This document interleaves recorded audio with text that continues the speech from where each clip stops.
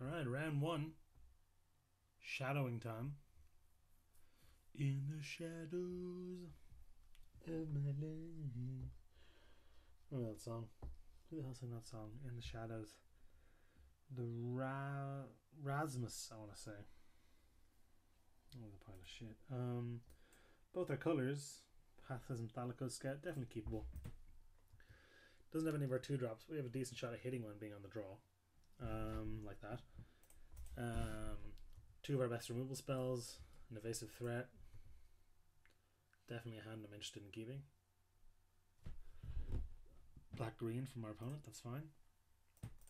Let our youthful knight hit the table. Take it from there.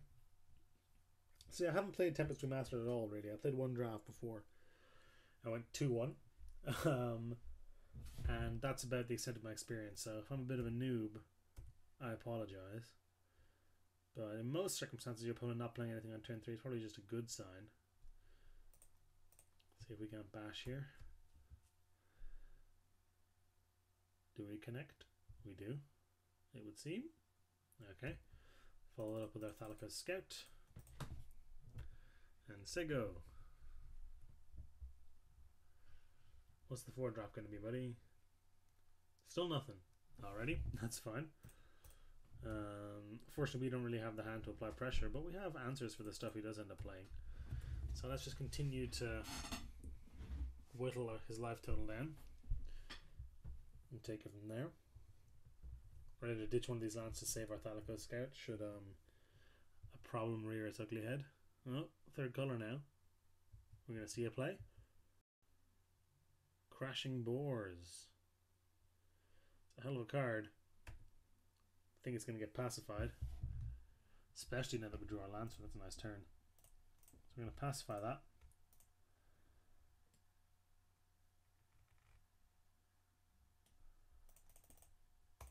Follow it up with another shadow creature. And knock our opponent down to 10.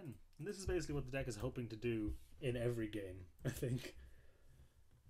Now, even unless they start stabilizing with shadow creatures, we're going to be in good shape to keep bashing them and bashing them.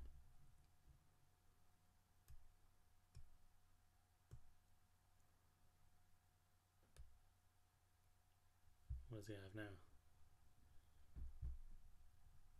Wall Blossoms, okay. That's fine. It's going to blank our youthful now, but that's no big deal. Still got our Shadow Force coming in.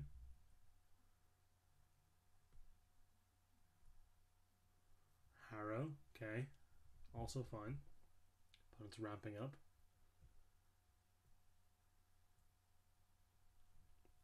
He's just straight 3 colours.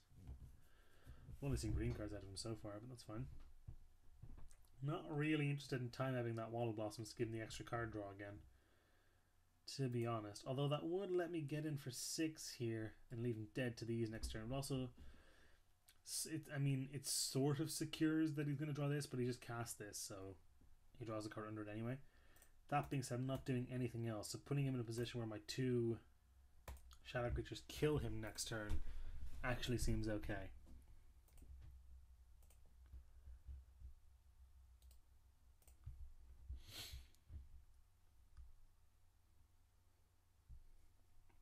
Now is to put up something that has shadow or a nice removal spell. And of course, us being on 20, we've got plenty of time to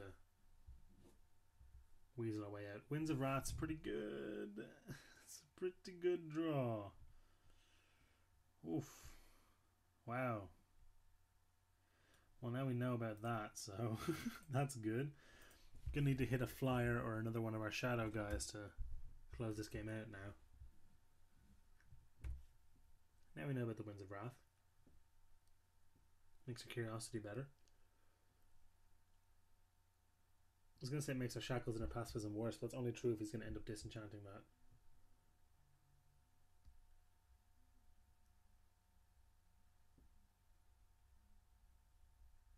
What do you got?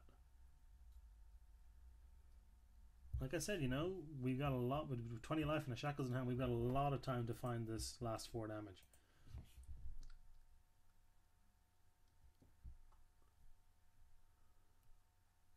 Wish I had that sift now.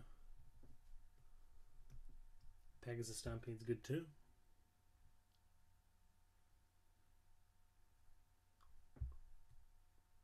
Though we can actually only make 2 Pegasi. We only have 2 planes. Well, at least now we have 3 planes.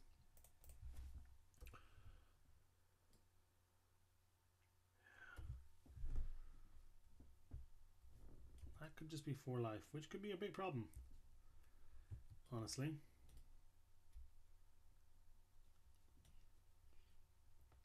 Four life buys them a lot of time against us.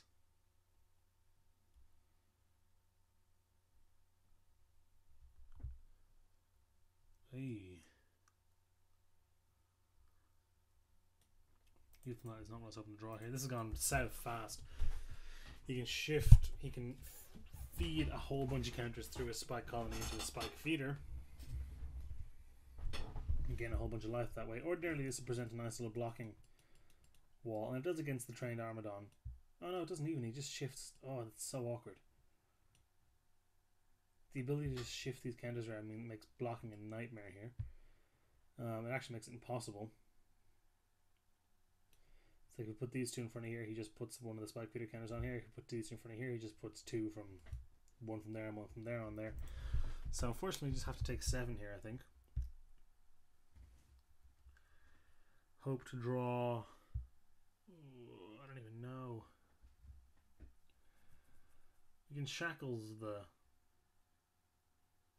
Armadon, I think is probably better, because if we shackles the spike colony, he just shifts all the counters off of it. Harrow again, that's not a big problem. Does let him leave up a bunch of mana for shifting counters though.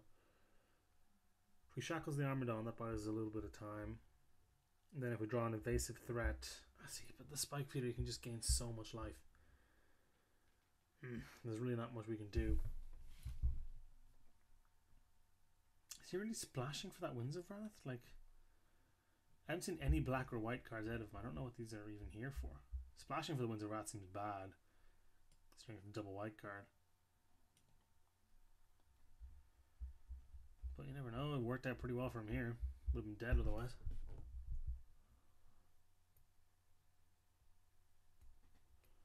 We've noted that he has almost no defense. Oh no. Is that his other splash? And then with the Harrows, he's hoping to kind of get there.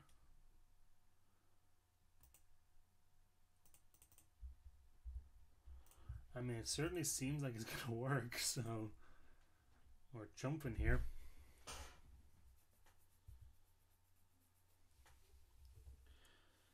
Like, this game is essentially unwinnable for us now. And I suppose the Harrow does let him make these kinds of splashes easier, but splashing for triple black is still pretty tough.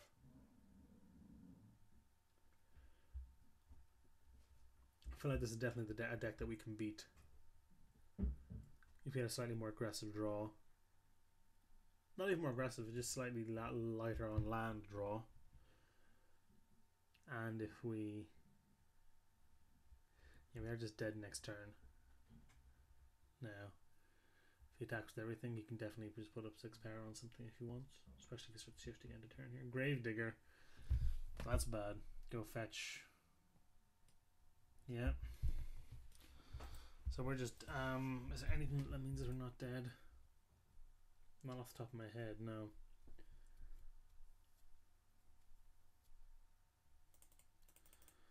I mean, we'll try.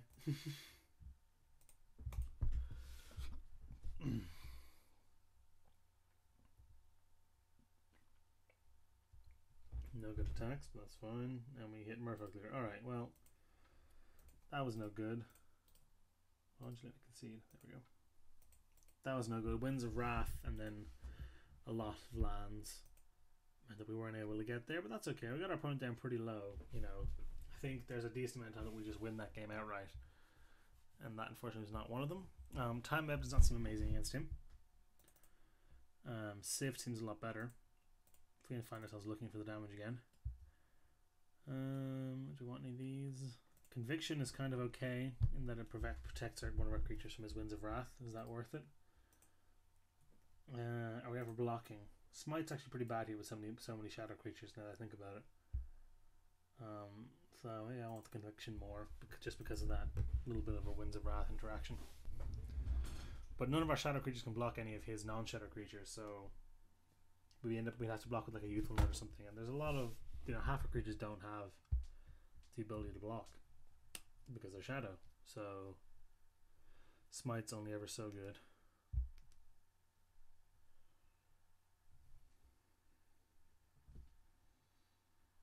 But if his deck is the kind of deck that's going to spend a long time harrowing to be able to cast its spells, I think we can definitely beat it.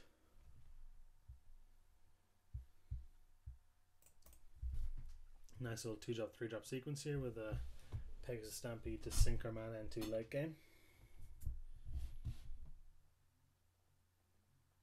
Nice. It's definitely going on the Soltari Lancer.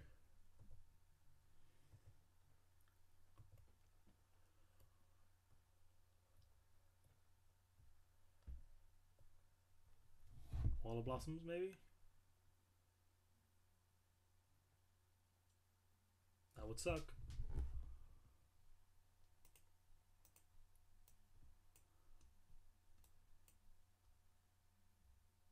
That does suck. Nice. Next turn, cast the decoy, put the Curiosity on the Lancer, start getting value. Didn't see any spot remove from him, so it might just be pretty solid. His deck seems to be mostly mono green, bar his big black splash and his white splash. So there's the Harrow.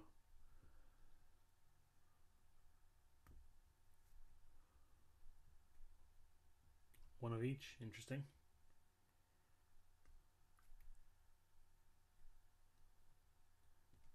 Staunch Defender is not a bad draw. I'm going to stick the Curiosity on the Lancer and attack first before casting anything, because if we draw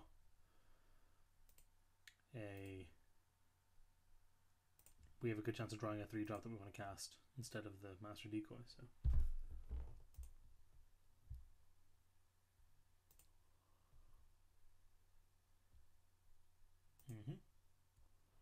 didn't hit that time, that's okay.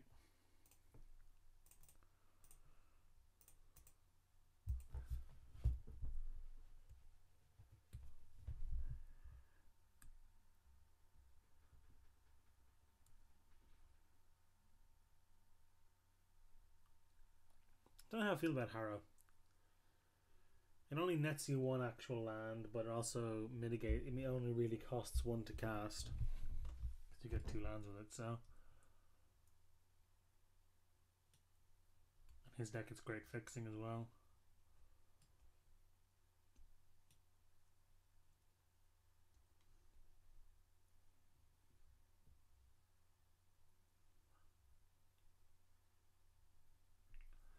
I think I'm just going to hit with the Lancer here first and go from there. Might end up tapping this down, but there's a decent chance we do. If we blank on this draw, I'm going to cast Sift.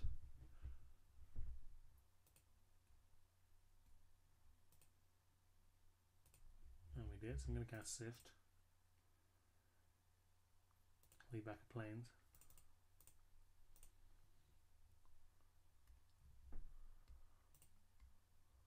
To tap his Spined Worm.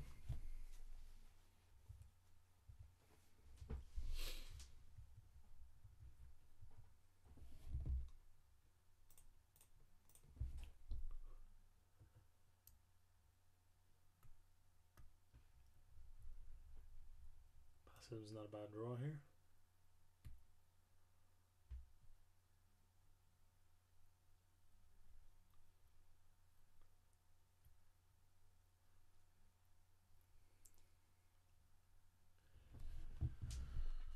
Crashing Baloth's a little scary. Style Lance is good. Again, just going to attack with our Lancer first, I think.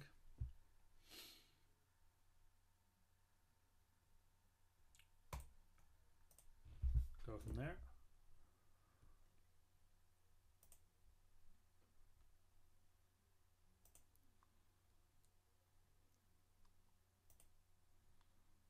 Nice.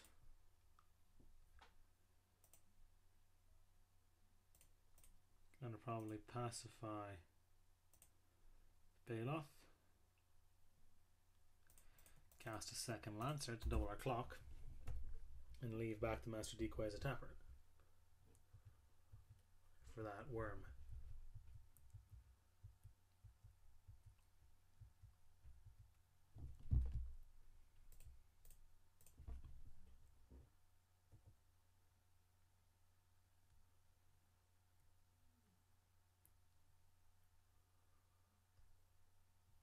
Okay.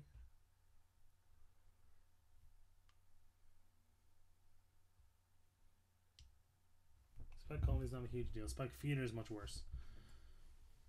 You're okay. Time Warp is not a bad draw here at all. And it is likely something we're going to cast.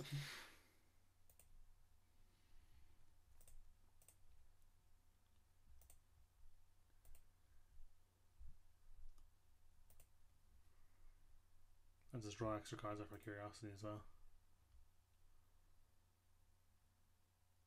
Yeah. Okay. Probably gonna Conviction up this boy. I probably should have done that pre-combat for the extra damage, but I don't think it actually affects our clock. I'm really stupid. That means that we don't have enough mana to cast Time Warp now. That was dumb. God, why'd I do that? That was so dumb. What do I do now? I probably Core Chant, right? Do I just block this?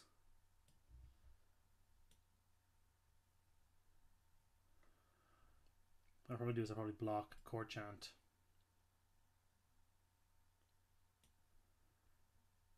Core Chant this to deal 5 damage to the Spike Colony. That's not bad.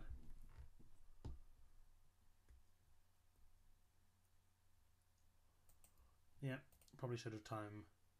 Although now, if our guys survive the turn, they're now, but these guys are now Wrath Proof, and now Time Warp is lethal. Because we hit for 5, Time Warp hit for 5 again. I don't know, I can't believe I did that. That was so dumb. Yeah, letting them come in here, that's fine.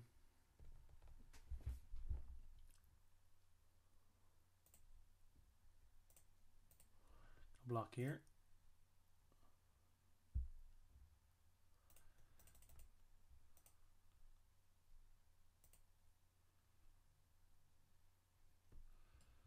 Creature you control by source of your choice is top 10. Pretty sure that's how I do that. And then this should deal 5 damage to this. He can save some of the value of this by shifting the counters around, but if he spends mana doing that, we should be able to kill him with the Time Warp. If we had Time Warp last turn, he would now be on 6. Yeah, he's saving face by not saving face, but saving value by moving the counters off. Now, if he moves all of them off, it'll counter our Core Chant, and our guy will still die. Oh, we can't. We can afford to do that if he wants. Yeah, he has to spend all of his mana to do that, but that's fine. If he does that, he's just dead. He doesn't know that, obviously, but.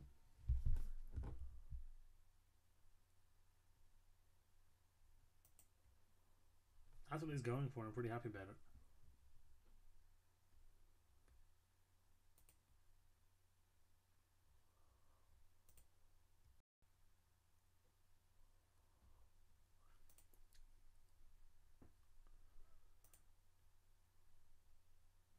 Okay.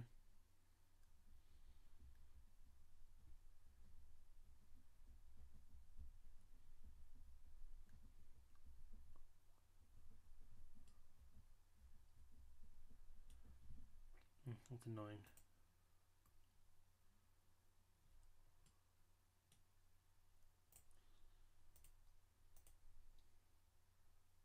Although we can make up for that. We can actually make up for that. Yeah, if we go...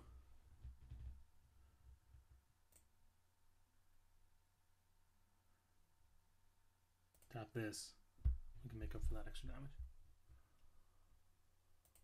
We can make up for the life he would gain off the Spike Feeder by hitting him twice with the Youthful Knight. That should be game then.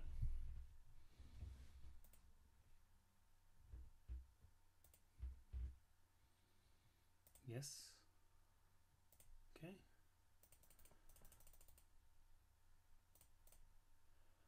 Time Warp. Because if we hadn't done that, he'd now be on 5 and we'd be hitting for lethal, but he could gain 4 off of this. But now if he gains 4 off of this, he goes to 7, and that's how much we hit for anyway. So that should be the game.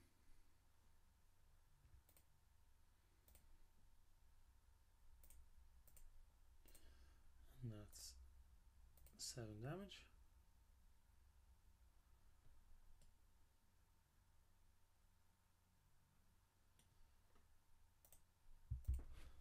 You're dead, buddy. I believe. Yep, awesome. Got there. So yeah, between all the counters and like Wall of Blossoms and like nice CTV effects like that, I don't think Time Map is really pulling its weight in here. I think Sift is much better, and I really don't think the Smite is going to be that useful either. That was good against those Bailots and stuff. I don't think we need it. I think the main way he's going to be able to beat us is by a nice Winds of Wrath, and having the extra enchantment to power up one of our Shadow guys not only increases our clock but protects him from the winds, which is great.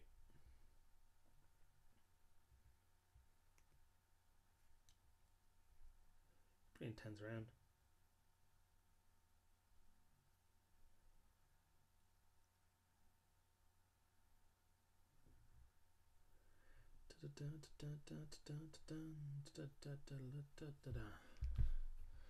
Turn 2 Knight, turn 3 Windrake. I'll keep that. Double of both our colours. It's not the most potent of hands, but certainly not bad. He doesn't have any game against flyers that we know of either, so that's good. Staunch Defenders is not a bad draw, although it's not amazing against him. It's really not the card we want in the role we're playing here.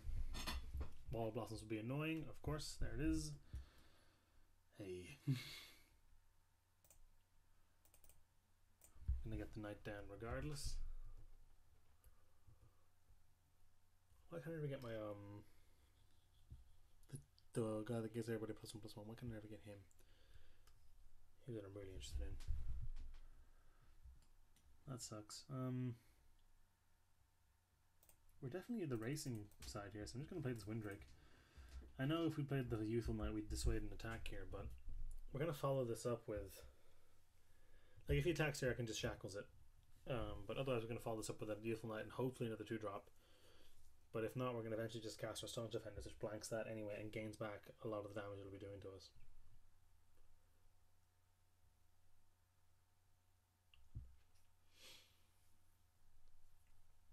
So yeah, draw not super explosive here, but 2-drop, 3-drop is about as good as we can ask for, I think. What I really want is our 3/2 flyer now. That'll really put the screws to him, I think. Follow that up with our Staunch Defenders to recoup any life lost. Another 2-drop will be fine too. Curiosity would be an excellent draw. Stick it on here, plus be able to shackle this. That'd be beautiful. Plains and Forest, interesting.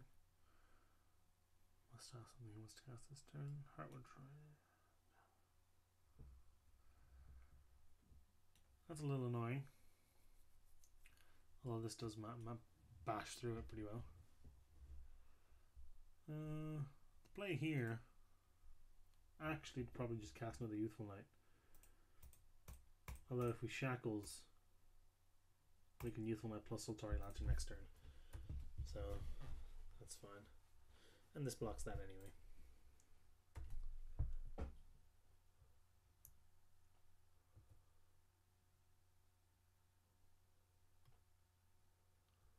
Uh-oh. Might be a Wrath incoming.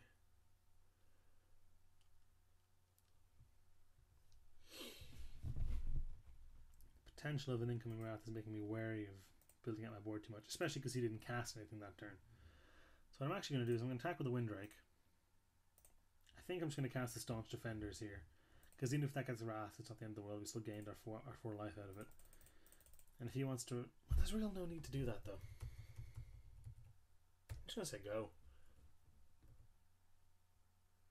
I think he's definitely representing a Winds of Wrath here.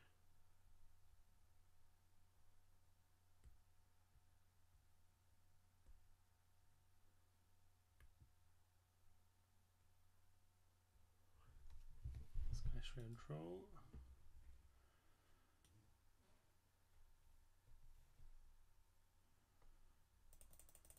Now I'm going to cast a Stone Defenders for sure, because it blocks the Scar Shred Troll. Although the Scar Shred Troll can awkwardly, for us, can regenerate through a Winds next turn if he wants. It's probably something he's pretty interested in. At that moment we'll just have to race it. Should be able to do that though with this many shadow things.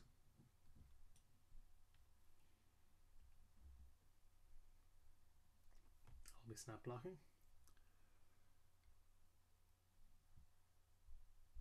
So we don't need to do it in advance. If that's what he's doing. Oh wow. Provoke, huh?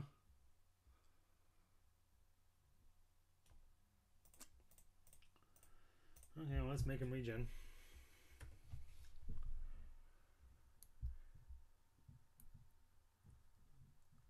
That makes me think he doesn't have the Winds now. If that's the case, we can just start crapping out shadow dudes.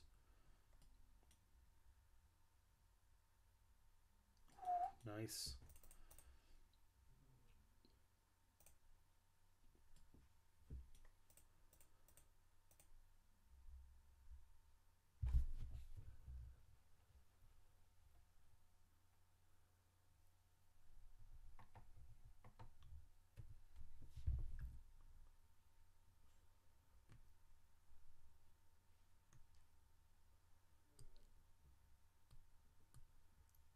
Yeah, it's not a great double block.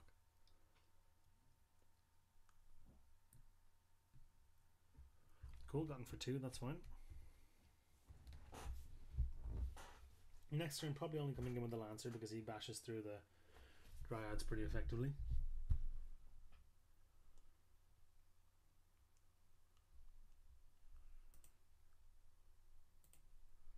Then next turn, the Champion makes them all good attacks. Scared of the Winds, but I think I'm going to have to try to close this game out. Although, maybe I don't. Put just the Champion down, not going to bother casting Youthful Knight, he doesn't do anything for us. Champion lets all 3 of these attack, which is great. But he will trade for one of these, which sucks.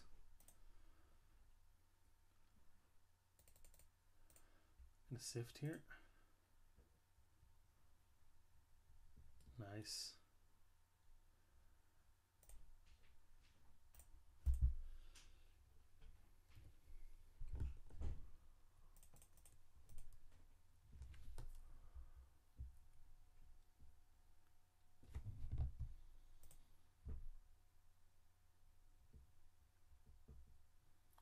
Now one of these is going to trade here, but unless he wants to chump here, he's going down to 4.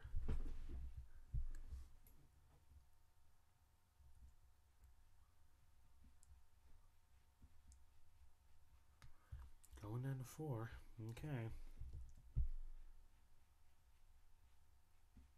Still has one of those Dryads left. He has 2 now, that sucks.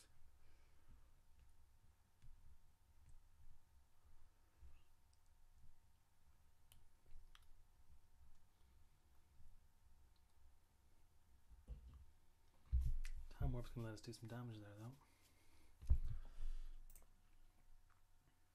Only have 7 lands though.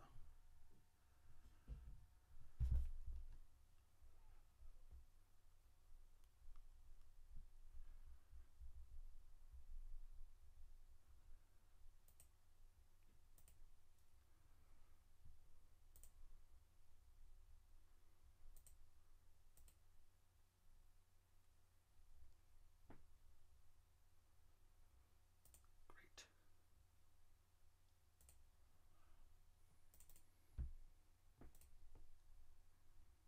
That should be game now.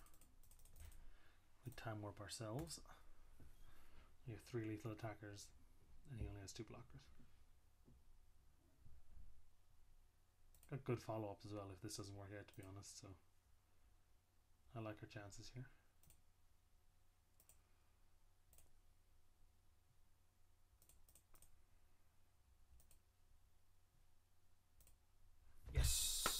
got there in the end. That was a hell of a tight little series of games, but we got there in the end. So hopefully we can keep doing that.